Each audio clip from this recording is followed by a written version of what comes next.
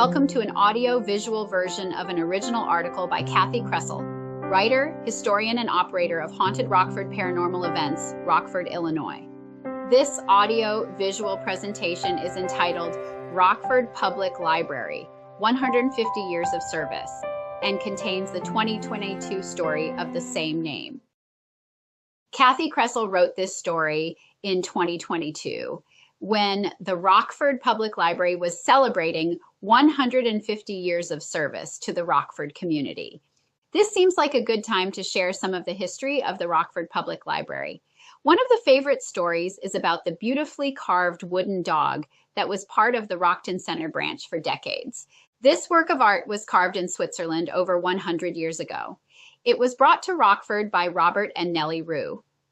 Their story is like many who traveled to Rockford to build a better life. Robert was born in 1853 in England to Mary Rue. When he was still a child, he came to the United States.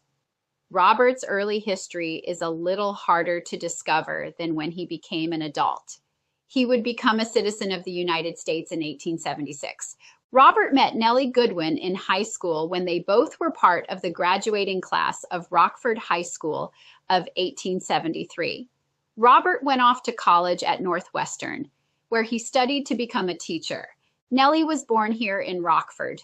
Her parents were Adelia and Asro Goodwin, and they were considered to be pioneers of early Rockford. Asro grew up in poverty and worked very hard to put himself through medical school, where he graduated with honors. Asro started his medical career in Clintonville, New York, and it was there that he wed Adelia Fields on July 8, 1852. They moved to Rockford in 1854 into a home at 726 Jefferson Street. Asro and Adelia quickly became popular in early Rockford society. By 1857, he was the assistant health officer for the city and also maintained a large medical practice.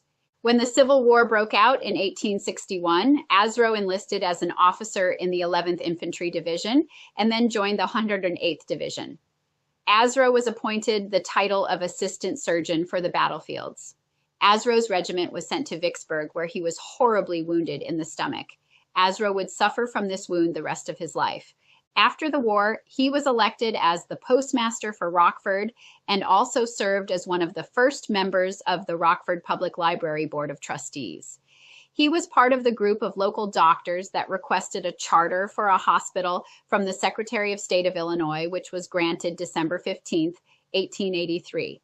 Rockford's first hospital, Rockford Memorial, opened in 1885 in the former home of Dr. William H. Fitch, on the corners of South Court and Chestnut Streets.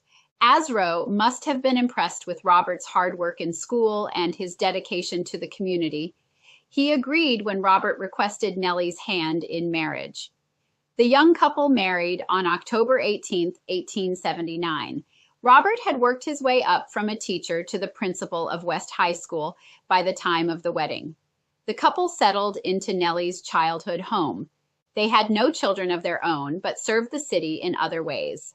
Robert would eventually become a lawyer and built a very successful law firm here.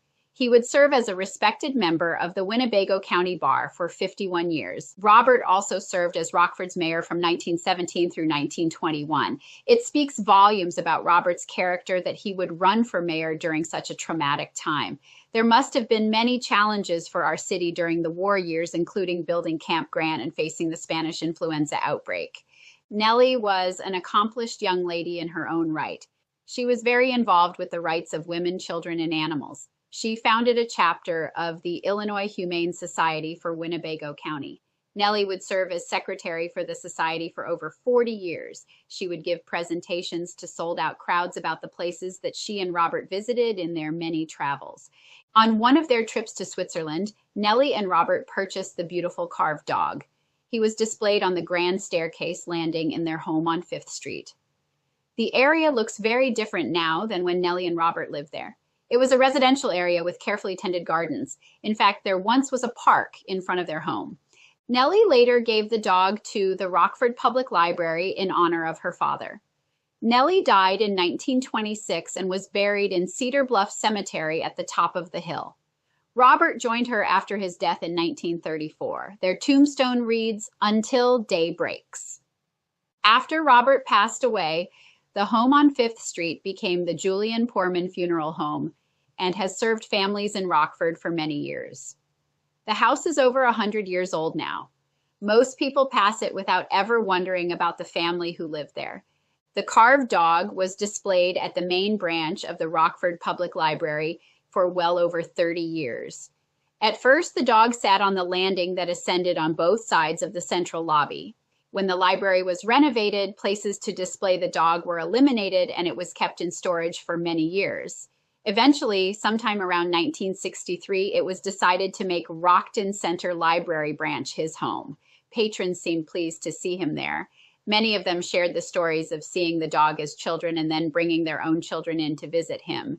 It's easy to distinguish the spots that have been worn on the dog's nose and head from generations of Rockford children petting him. The dog stayed at Rockton Center branch until 2021 when that library closed. It seemed fitting to move this library icon to the beautiful Montague branch, now the oldest Rockford Public Library location. As Rockford Public Library celebrates its next chapter with the building of a new main library, it is comforting that this familiar face will continue to greet the patrons as he has for generations. This is the end of our audio article. We hope you enjoyed it. The article Rockford Public Library, 150 Years of Service was written by Kathi Kresol, copyright 2022. The article is also available in print on hauntedrockford.com. This audio presentation was produced by Thomas Saunders for Haunted Rockford, copyright 2024.